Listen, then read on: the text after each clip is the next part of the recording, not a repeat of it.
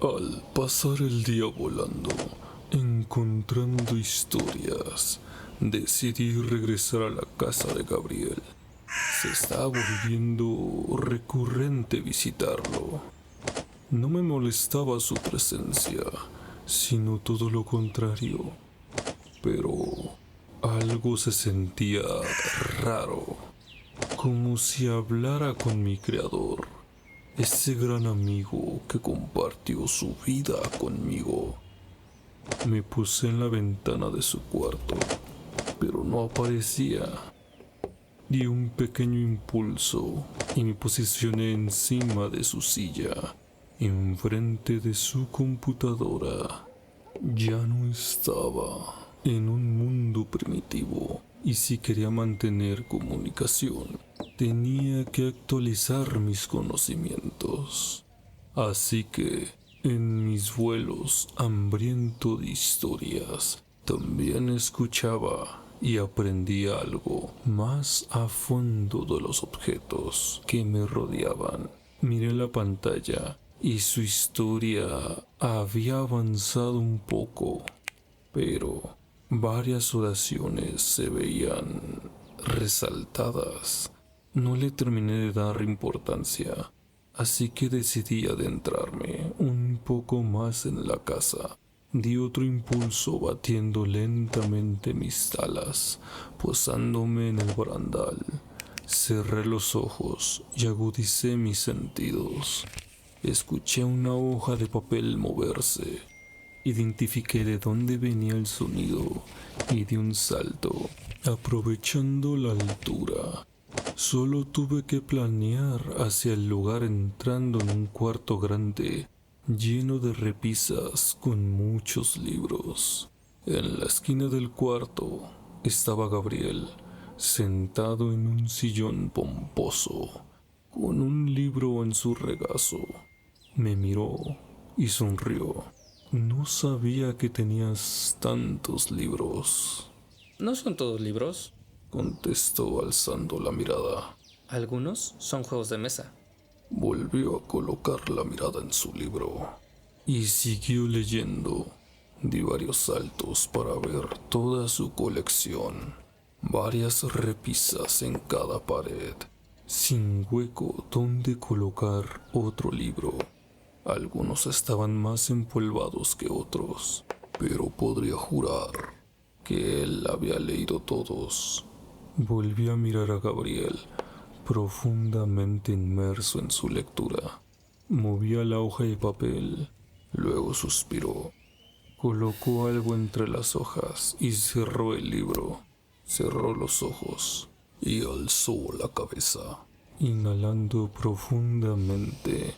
Y entonces dijo entre suspiro: Entonces, la señora que conocí se volvió un fantasma sin posibilidad de hallar la paz. uno errante. Corregí sus palabras. ¿Hay forma de evitar ser un fantasma errante? Preguntó mientras se ponía de pie. No tener asuntos pendientes. Lo miré salir de la habitación, entrando en otra, haciendo sonidos de aprobación para demostrar que me escuchaba. Los errantes pueden serlo por decisión propia, teniendo pendientes que solucionar, o por tener algo que se aferra a ellos. También pueden serlo por inconsciencia. No saben que están muertos. Intentan seguir teniendo su vida sin darse cuenta que no pueden ser vistos. Solo gente sensible a lo sobrenatural puede verlos, pero no comunicarse con ellos de forma sencilla. La señora era un errante por aquel ser parasitario. Dijo mientras regresaba con un vaso cristalino lleno de agua. ¿Te ofrezco algo? No es necesario. Gracias. Gabriel se sentó en su sillón y el sonido de su celular lo alertó. Al sacarlo, leyó en voz alta. ¿Te acuerdas de aquel documental de aquel paciente? Pues lo encontré. Disfrútalo. En unos cuantos segundos se escucharon unas voces extrañas. Intrigado, planeé la estantería que tenía detrás de él. En el celular había un edificio que me parecía conocido y por los altavoces del celular se escuchó. La Castañeda. Todos conocemos sus terribles actos. Tantas cosas asquerosas y horripilantes ocurrieron aquí. Pero hay una persona de la que poco se escucha. Un trabajador que no solo hizo fechorías, sino que llevó sus terribles fantasías a otro nivel. Así es, hablamos del carnicero de la Castañeda. Como todos sabemos, le faltaban recursos y los pacientes cada vez tenían menos comida, volviéndose un poco más agresivos a veces. Hasta que un día, el cocinero Marco Antonio Jesús Aureliano de la Pradera, este enigmático sujeto se encargó de alimentar las bocas del psiquiátrico. Sin embargo, la carne que daba de comer a los pacientes no era de animal, era de humano. ¿Te interesa? Quédate para más. En ese momento, en la pantalla mostraron una fotografía y no pude contenerme.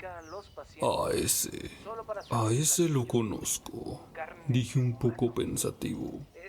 Gabriel pausó el video y preguntó. ¿Cómo que lo conoces?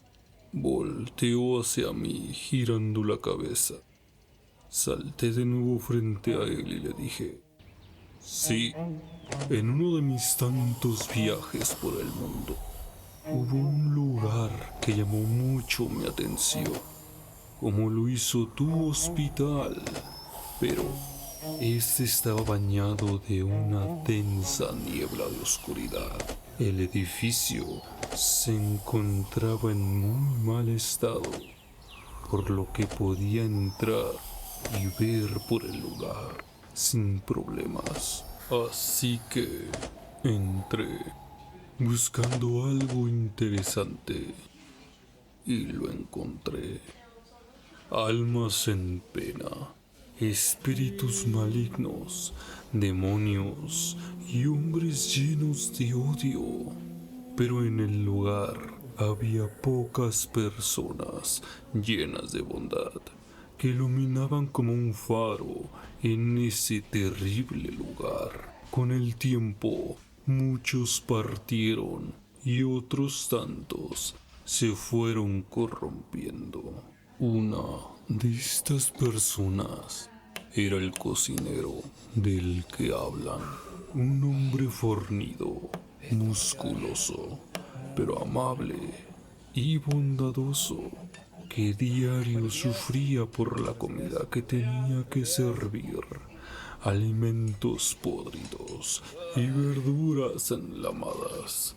Cuando podía el cocinero compraba despensa con su propio dinero, pero aún así no siempre podía darle lo que él deseaba a sus pacientes. Con el tiempo, la escasez de recursos del lugar y el dolor de los enfermos fue insensibilizando a Marco, aunque nunca dudaba en dar una sonrisa, hasta que un día los insumos nunca llegaron. La desesperación se apoderó de Marco. Frustrado, no sabía qué hacer, así que fue a pedirle ayuda al contador, un hombre malicioso que solo veía por su bien. Poco sabía que este hombre desviaba fondos para su bolsillo y para sus allegados. El problema se lo comunicó con el jefe de enfermería, un hombre igual de malicioso, con el alma llena de maldad. Así que los tres discutieron en el despacho del contador. Tenemos que remediar este problema, o terminarán cerrando el lugar, dijo el contador. ¿Y qué podríamos hacer nosotros? repuso el jefe de enfermería. ¿Cuántos muertos tenemos en el recinto? Dijo mientras sonreía maliciosamente. Dicen que la carne humana sabe a puerco.